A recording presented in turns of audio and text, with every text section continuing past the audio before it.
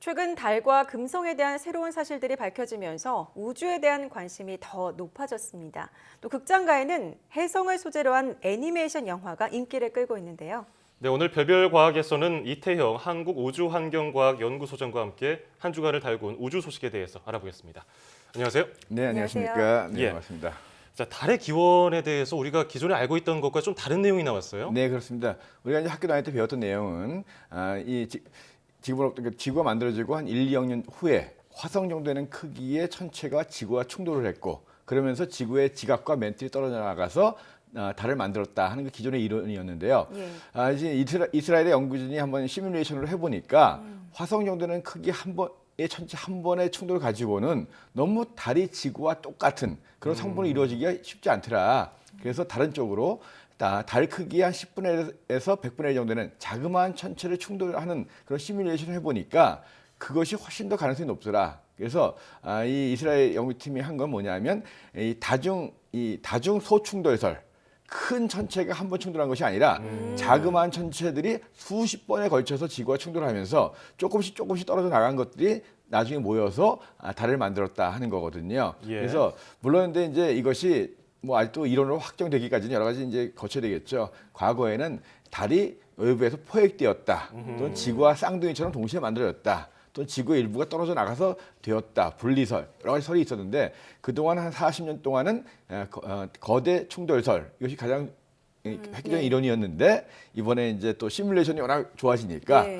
다중 소충돌설이 또 나왔다 이런 얘기입니다. 어떤 게 맞는지 참 궁금해지네요. 그렇죠. 네네. 그런데 달이 만들어진 시기도 지금까지 알려진 것보다 훨씬 이른 시기였다라는 그렇죠. 그런 연구 결과도 올 초에 나왔어요. 달에 대한 연구가 굉장히 많이 나오고 있는데요. 또 미국에 있는 연구팀들이 조사를 해보니까 1971년도에 아폴로 14호가 달에서 가져온 월석이 있어요.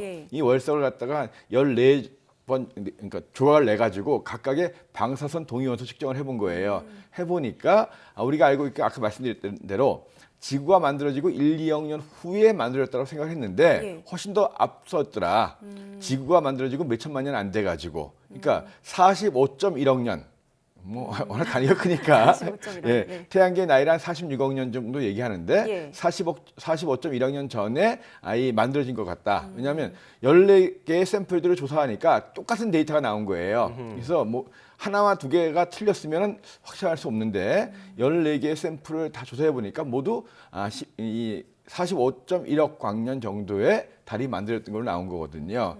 그래서 달 생성이 뭐 아까 얘기했던 다중 소충돌인지 아니면 뭐 거대 충돌설인지 모르겠지만 만들어진 시기는 훨씬 더 당겨지지 않겠는가. 근데 문제는 그 샘플들 월석이 과연 원래 달의 것이었느냐 아니면 외부 운석이 떨어진 그걸 가져온 거냐 그건 모르는 거거든요. 달이 만들어지고 수십억 년 동안 외부에서 운석이 떨어졌을 거 아니에요.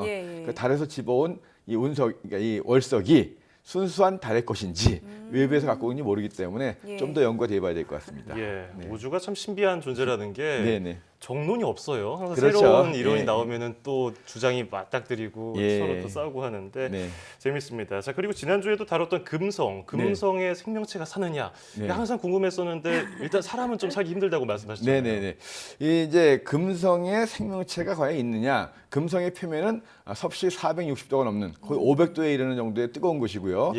기압이 90기압이 넘는 지구로 치면 물속 한 900m 이상 되는 그런 압력이 유지되기 때문에 또 이제 황산에 비가 내리고 그러니까 거의 뭐 상상할 수 없다라고 알려져 있었는데 사실 그건 금성 표면의 일이고요. 금성 대기 위로 올라가면 괜찮은 환경도 있어요. 금성 표면에서 한 50km 정도 올라가면 그곳에는 온도가 한 30도 정도.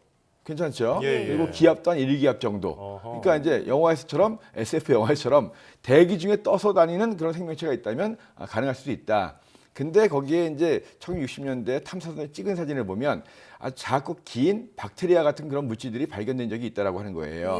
그래서 이걸 확인하기 위해서는 한번 탐사를 해봐야 되겠다. 그래서 이제 미국과 러시아가 공동으로 이제 베네라 D라고 하는 탐사선을 보내기로 했는데 그 최종 결정을 계획이 이번 달에 나온다는 거예요. 그래서 과거에는 금성 탐사를 주로 러시아가 했는데 그래서 예산 때문에 미국과 협력을 좀 하는데 아무튼 그런 이 금성의 대기 어딘가에서는 이 생명체 살 수 있을 것 같다. 가서 한번 확인해 보자. 특히 그 지상 한 50km 정도 곳에서는 이 자외선을 흡수해 가지고 검은색 줄무늬의 구름들이 계속 관측이 되거든요.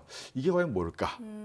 정말 거기에서 미생물이 발견된다면 놀라운 발견이 되겠죠. 그렇죠. 네네. 이 표면에는 한 30도 1기압 정도 된다고 말씀하셨는데 표면에서 한 50km 정도 50km 올라가면 올라간 곳에 네. 그래서 과거에도 이제 금성도 지구처럼 생명체가 살기 적합한 환경이었다 이런 얘기가 있는데 이게 예, 어느 그렇습니다. 정도 맞는 걸까요? 작년 연말에 나왔던 이론인데요. 예. 지금은 화성이든 금성이든 지구 같은 데가 없죠. 예. 근데 특히 이제 금성은 이제 지옥 같은 곳인데 금성도 한 30억 년쯤 전에는 지구와 비슷했을 거다. 그때는 온도도 한 15도 정도의 적당한 온도였고 바다도 굉장히 많았을 것이다. 그런데 왜 그러면 이렇게 망가졌느냐? 금성은 자전이 굉장히 느리거든요. 한 바퀴 자전하는데 한 240일 이상 걸립니다. 그러니까 한 곳에 햇빛이 계속 많이 내리쬐는 거죠. 그러다 보니까 이 바다가 있더라도 계속적으로 수증기가 증발을 많이 해버리는 거예요. 어허. 그리고 이제 대기의 대부분이 이제 이산화탄소거든요. 온실가스, 지구 온난화의 주범이죠. 그래서 이산화탄소가 많은 대기와 거기에 이제 수증기가 계속 올라가면서 전체적으로 금성을 갖다가 온실화시킨 겁니다. 예. 그래서 이제 지금으로부터 한 10억 년쯤 전까지는 괜찮았는데 그 이후에 점점 이게 쌓이면서 금성 표면의 온도가 올라가고 생명체가 살 수 없는 곳이 되었을 거다. 지구에 생명체 생겼던 한 30억 년 전에는 거기서 괜찮았을 거다. 이런 연구 결과들이 나오고 있습니다. 예, 지금은 어쩌다가 이렇게 지옥의 행성이 됐는지 모르겠네요. 예. 자, 그리고 요즘에도 극장가에서 참 인기 있는 영화 애니메이션이 있는데 네. 너의 이름은? 이라는 예. 영화 제목이에요. 예. 근데 이게 실제 모델로 추정되는 혜성이 있다면서요? 예, 1965년도 일이었습니다. 이끼야 새끼라는 혜성이에요. 예. 이끼야라는 사람하고 새끼라는 일본 사람이 발견한 건데 아. 그 당시 가을에 발견됐는데 이것이 태양에 접근하면서 얼마나 밝아졌냐면 보름달 정도의 혜성이에요. 와. 한낮에도 보였다는 거죠. 예. 저도 그런 정도 본 적이 없거든요. 뭐 세 개의 혜성이 나타났다 해봤자 밤에 보이는 건데 그러니까요. 보름달 정도 밝게 혜성이 나타나는데 이 혜성이 태양에 얼마나 가까이 갔냐 하면 지구와 달 정도 거리 거의 한 40만 킬로미터 좀 넘는 정도까지 태양에 접근한 거예요. 예. 그만큼 뜨거워지면서 이제 혜성이 부풀어 올랐고 그러면서 또 세 조각으로 갈라졌습니다. 그것이 이제 그러면서 결국은 이번에 영화에서도 두 조각으로 갈라진 혜성의 한 조각이 지구와 들어오면서 충돌하는 그런 영화가 이제 너의 이름은인데 그러면서 이제 혜성이 충돌했던 3년 전과 현재가 서로 교차되면서 예. 이 판타지 영화를 만들었는데요. 아무튼 그런 엄청난 혜성을 소재로 해가지고 이런 영화를 만든 건데요. 모르겠습니다. 일본은 뭐 옛날 아톰서부터 은하철도 999 그렇죠. 우주를 배경으로 한 영화를 굉장히 많이 만들고 있죠. 그러다 보니까 이제 일본의 천문대도 수백 군데가 넘고 일본의 아이들은 학교 들어갈 때 천문대 가서 별을 보여주면서 니들이 활동할 무대는 저기다 이렇게 가르쳐 준다고 해요.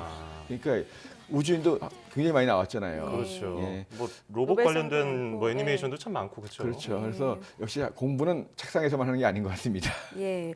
근데 혜성 때문에 마을이 파괴되는 장면도 네. 있는데 이게 뭐 실제로 가능한 걸까요? 근데 사실 영화는 영화다라고 네. 보시면 되는데요. 영화를 소재로 한 거고 뭐 과거와 현재가 이제 이렇게 연결되는 것도 불가능하고 또 혜성이 파괴되고 가장 이런 밝아질 때는 지구와 가까워질 때가 아니라 태양과 가까워질 때예요. 예. 그리고 지구 근처에서 만약에 지구로 들어온다면 마을 하나를 파괴하는 정도가 아니라 뭐 거의 뭐 한 나라 이상을 파괴할 수도 있고 그리고 이제 영화에서처럼 1000년 전에 왔던 혜성이 지구와 충돌을 했는데 그 부스러기가 한 번 더 충돌한다 이런 일은 불가능한 것 같습니다. 예, 영화는 영화로 보십시오. 예. 예, 알겠습니다. 자, 영화에서도 이런 과학적인 소재를 발견하면서 보는 건 참 재밌는 것 같습니다. 네. 자, 지금까지 이태영 한국우주환경과학연구소장과 함께했습니다. 오늘 고맙습니다. 네, 고맙습니다.